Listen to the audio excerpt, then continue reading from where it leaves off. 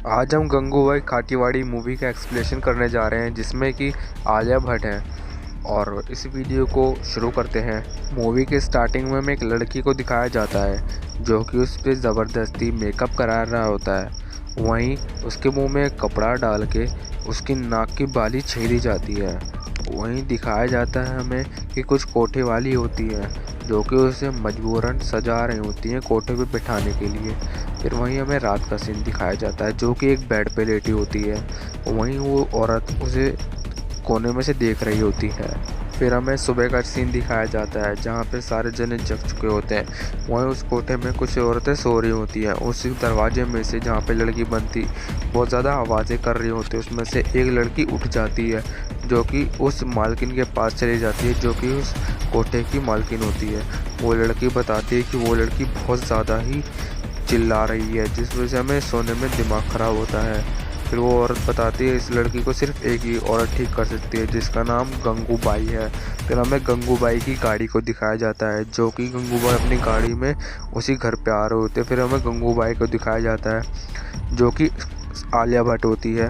फिर हमें आलिया भट्ट को मतलब गंगूबाई को उसी घर पे दिखाया जाता है। फिर गंगूबाई उस औरत के घर पे चली जाती है जिसका नाम राशीबाई होता है। वो राशीबाई उसे बताती है कि मेरे घर में एक लड़की है जो कि काम के लिए मान नहीं रही होती। फिर वो गंगूबाई बोलती है हाँ चलो मैं उससे बात करती हूँ। फिर गंगूबाई उसके पास चली जाती है जो कि उसकी हालत बहुत ज़्यादा ख़राब हो चुकी होती है क्योंकि उसे बहुत ज़्यादा मारा गया होता है। वो राशीबाई से बोलते हैं कि तुम दरवाज़ा बंद करके बाहर चली जाओ। फिर वो बाहर चली जाती है। फिर गंगूबाई उसके हथकड़ियाँ खोल के तो उसे पानी पिलाने के लिए बोलती है जो कि उससे पानी एक बार के छटकार देती है। फिर गंगूबाई उसे प्यार से मनाती है मैं तुम्हें प्यार से दे रही हूँ तो प्यार से पी लो। फिर वो उस पानी को प्यार से पी लेती है। फिर गंगूबाई उसको कहानी बताती है कि अगर कोई मराठी में इधर आ जाता है तो वापस नहीं जाता। इसी वजह से गंगूबाई भी यहीं पे ऐसी ही आई थी। जो कि गंगूबाई उस लड़की से पूछती है तुम इधर कैसे आई। फिर वो लड़की बताती है कि मेरा जो कि शौहर था वो उधर लेके आया था मुझे कुछ काम देने के लिए और मुझे इधर छोड़ के चला गया। फिर गंगूबाई भी अपनी स्टोरी बताती है जो कि मेरे लिए आया था मुझे भी कुछ ऐसे ही हुआ था। मैं एक जगह पे रहती थी जो कि बहुत ज़्यादा सुंदर थी। फिर हमें गंगूबाई के घर को दिखाया जाता है जिसका नाम पहले गंगा होता है जो कि घबरा के लिए होती है। उसके साथ उसका आशिक भी होता है जिसका हरदीम होता है। वो उससे दो टिक्के दिखाता है जो कि मुंबई की होती है जो कि उससे बातें कर रही होती है कि मैं तुम्हें मुंबई में जाके एक एक्ट्रेस बना दूंगा। वो लोग मुंबई में जाते हैं जो कि हमें बस में दिखाया जाता है। फिर गंगा और हरदीम कामेटीपुरा में आ जाते हैं जो कि वो अपनी मौसी के घर ले जाने की बात करता है। फिर गंगा बोलती है ये तुम्हारा मौसी का घर है कि क्या है। गंगा देखते हैं कि सभी ने पूरे कपड़े नहीं पहन रखे होते जिस वजह से गंगा बहुत ज़्यादा डर जाती है जो कि बोलती है कि तुम ऐसे अब जाने नहीं सकते अब मुझे घर ले चलो मुझे नहीं बनना कोई एक्ट्रेस। हरदीम बोलता है कोई बात नहीं अभी रुक जाओ मैं अभी मौसी से मिल के आता हूँ अपनी। फिर वहीं वो बैठ जाती है। उधर दो आदमी आते हैं जो कि गंगा देख के उन्हें बहुत ज़्यादा डर जाती है। फिर गंगा हरदीम के पास चले जाती है। पास जाने के बाद देखते उधर हरदीम तो होता नहीं है पर उसकी मौसी होती है जिनका नाम शीला होता है जो कि उसे शीला मौसी भी कहा जाता है। शीला मौसी देख के खुश हो जाती हैं कि हरदीम ने अच्छी पसंद करी है। फिर उसे पास बुला के बैठ के बात करने के लिए बोलती हैं ताकि उससे बात कर सके। गंगा बार बार हरदीम की पूछने लग जाती हैं जो कि वो बताती हैं कि वो सामने वाले कमरे में गया है। फिर गंगा बार बार पूछने लग जाती है कि मैं भी जाऊँ। गंगा अंदर कमरे में चले जाती है। चले जाने के बाद उसके पीछे का गेट बंद कर दिया जाता है जिस वक्त देख के वो बहुत ज़्यादा डर जाती है। फिर अचानक से उसके सामने वाला गेट भी बंद कर दिया जाता है। फिर वो बहुत ज़्यादा डर जाती है। वो बाहर गेट पीटने लग जाती है। फिर 2 दिन बाद हमें उसी मालकिन को दिखाया जाता है जो कि इस कोठी की मालकिन होती है। फिर वहीं उससे पानी पिलाने की बात करती है क्योंकि उसने 2 दिन से ना तो कुछ खाया होता है ना कुछ पिया होता है जो कि उसे मजबूरन से पानी पिलाया जाता है। उस पर वो उसकी जो मालकिन होती है वो उसे बताती है कि अब तू आ गई है अब तू मेरे बजाय नहीं जाएगी जो कि हरदीम ने उसे तुझे 1000 रुपये में बेच दिया है। फिर हमें बाहर का सीन दिखाया जाता है। फिर वहीं उसे अंदर का सीन दिखाया जाता है जो कि गंगा बहुत ज़्यादा बीमार पड़ी होती है क्योंकि उसकी तबीयत बहुत ज़्यादा ख़राब होती है।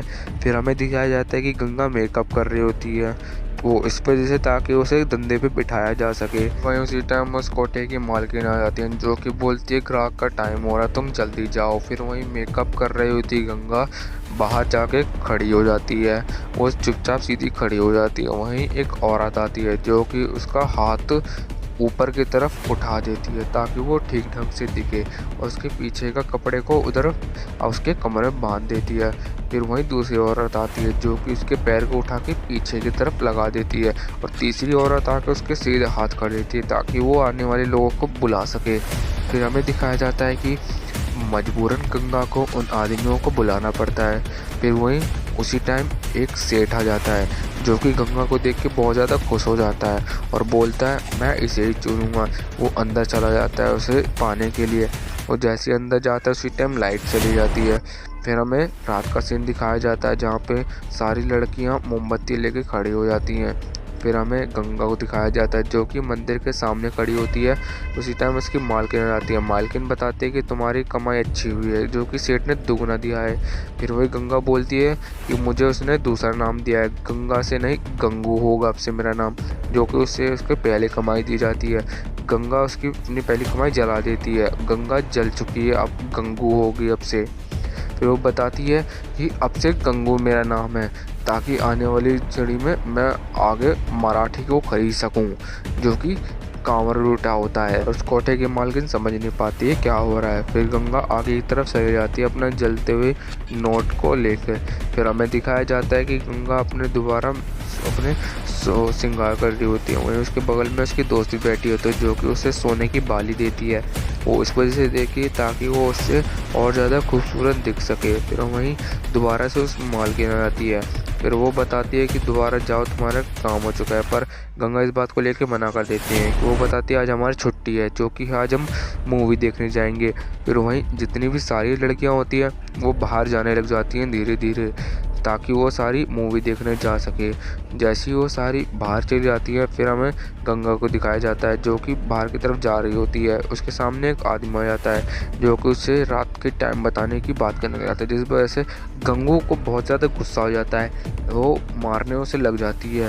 उसने ऐसा बोला क्यों, क्योंकि उस दिन छुट्टी के दिन भी वो लोग मानते नहीं, वो लोग उसे मूवी देखने नहीं देते। वो लोग फिर मूवी देखने चले जाते हैं।